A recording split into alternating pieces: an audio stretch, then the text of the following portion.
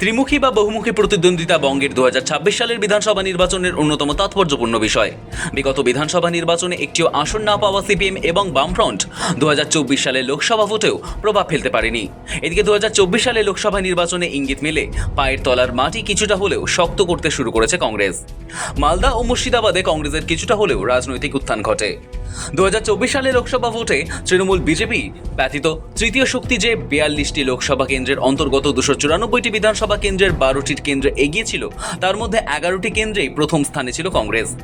উত্তরের মতো দক্ষিণবঙ্গেও বামফ্রন্ট খুব সুবিধা করতে পারেনি, তবে এবার পরিস্থিতি কিছুটা হলেও পাল্টেছে।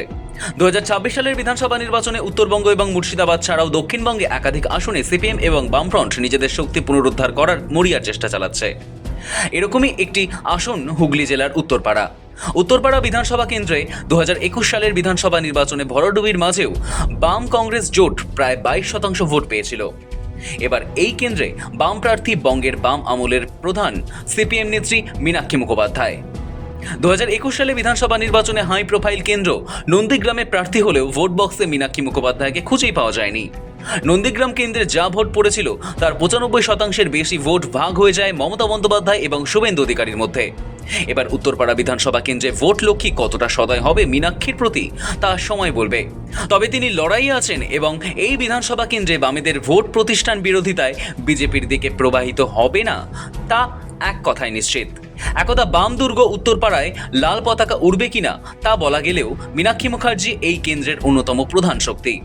এদিকে এখানে বিজেপিও বিগত কিছুদিন ধরেই অনেকটা শক্তি বৃদ্ধি করেছে। 2021 সালে বিধানসভা নির্বাচনে উত্তরপাড়া কেন্দ্রে বিজেপির শক্তির বৃদ্ধির প্রমাণও রাখে। 16% ভোট বাড়িয়ে বিজেপি প্রার্থী প্রবীর ঘোষাল পেয়েছিলেন প্রায় 29% ভোট। এবারও বিজেপির প্রার্থী দীপাঞ্জন চক্রবর্তী রীতিমতো সাড়া ফেলে ভোট যুদ্ধে অবতীর্ণ হয়েছেন। তবে যত দিন গেছে, যত ভোট এগিয়ে এসেছে, তত বেশি বিতর্কিত হয়ে উঠেছেন এই কেন্দ্রের বিজেপি প্রার্থী দীপাঞ্জন চক্রবর্তী। প্রাথমিকভাবে তিনি প্রাক্তন এনএসজি কমান্ডো হিসেবে নিজেকে দাবি করলেও সেই দাবি একদমই সঠিক নয়, এরকম বার্তা ছড়িয়ে পড়ে, যা বিজেপি প্রার্থী এবং বিজেপির পক্ষে শুধু অস্বস্তি বাড়িয়েছে। দীপাঞ্জনের অস্বস্তি আরও বাড়িয়েছে দেশের সামরিক বিভাগের একাধিক আধিকারিক। ফলে সময়ের সাথে সাথে 2021 সালে উত্তরপাড়া থেকে তৃণমূল বিধায়ক নির্বাচিত হওয়া কাঞ্চন মল্লিকের বদলে বিধানসভা নির্বাচনে পা রেখে কল্যাণ বন্দ্যোপাধ্যায়ের পুত্র শীর্ষেন্দ্র বন্দ্যোপাধ্যায় বিজেপির চেয়ে অনেকটাই এগিয়ে গিয়েছেন। প্রসঙ্গত, এই কেন্দ্রে তৃণমূলের তারকা প্রার্থী কাঞ্চন মল্লিক নিকটতম বিজেপির প্রতিদ্বন্দ্বী প্রবীর ঘোষালকে 36,000 ভোটে হারিয়ে গিয়েছিলেন। তবে বিধায়ক হিসেবে কাঞ্চন মল্লিক দ্রুত জনপ্রিয়তা হারাতে শুরু করেন ও তৃণমূলের অস্বস্তি ক্রমেই বাড়িয়েছিলেন। প্রতিষ্ঠান বিরোধিতা লক্ষ্য করা যাচ্ছিল উত্তরপাড়া কেন্দ্রে।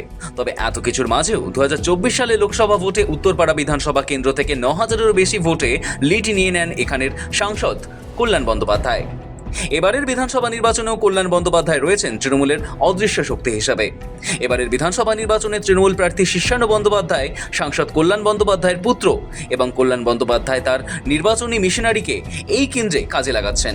শীর্ষেন্দ্র নিজেও হাইটেক প্রচারে নজর কাটছেন। অ্যাডভান্টেজ শীর্ষেন্দ্র এবং বেশ কিছুটা পিছিয়ে পড়েছেন বিজেপি প্রার্থী। বাম প্রার্থী মীনাক্ষী এই কেন্দ্রে চমক দেখাতে পারে কিনা এখন সেটাই দেখার। পুরন্দর চক্রবর্তীর রিপোর্ট, সময়, কলকাতা।